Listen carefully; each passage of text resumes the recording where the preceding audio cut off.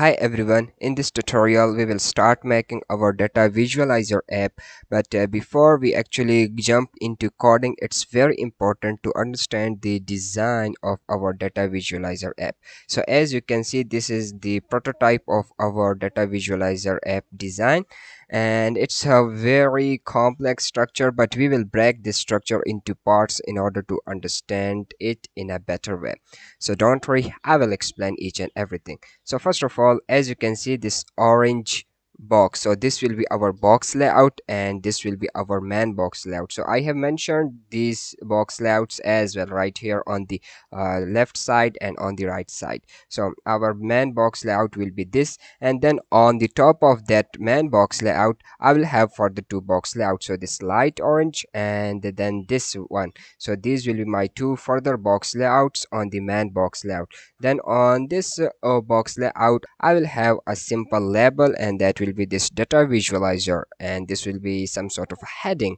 But on this box layout I will further have so many box layouts. So first of all, I will have this dark orange box layout. So as you can see on the left side, this will be our box layout, and then I will have an other box layout on the right side, and this is this orange box layout. Okay, now let's understand this left panel. So basically this left panel will be some sort of a control panel of our application, and on this dark orange box layout I will have for the two box layouts this light green box layout and then this light green box layout, and both of them will look similar, and that's why I will explain only one, and you will understand the next by your own self. Okay, so this green box layout will be a box layout obviously, and then on the top of that box layout I will have a Kivy label, and this will be my files. It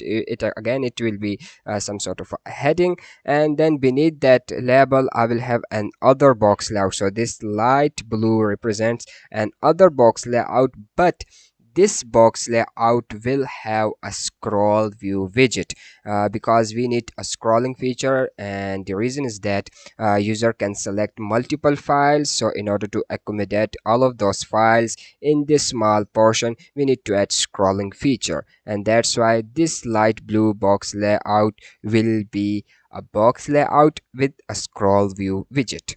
And then on that box layout I will have an other layout, but this time as you can see this purple, this will not be a box layout. Instead this will be a grid layout, because in the previous box layout we have mentioned a scroll view widget, and that's why I will use here a grid layout in order to enable this scrolling feature, and I will enable this scrolling feature vertically. Okay, and then on that grid layout I will dynamically add an other box layout. So this rectangle will represent my box layout, and I will create this box layout using Python code, and then on the top of that box layout I will have a checkbox and then a label. Okay, and now I will do the same process for this properties panel as well.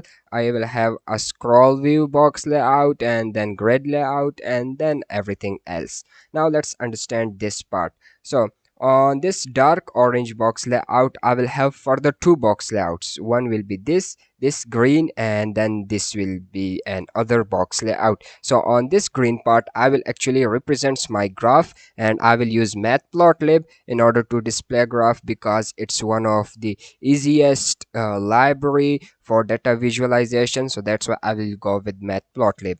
And then on that box layout I will have two buttons. One will be the update button and other one will be the save button. So whenever user clicks on this update button I need to update my Matplotlib graph, and whenever user clicks on the save button I need to save my figure. So this will be our prototype of the design, and I hope this will not make you confused, although it's looking very weird for you now, but as we code you will understand each and everything in a better way. So I will see you in the next tutorial. Till that point, bye bye.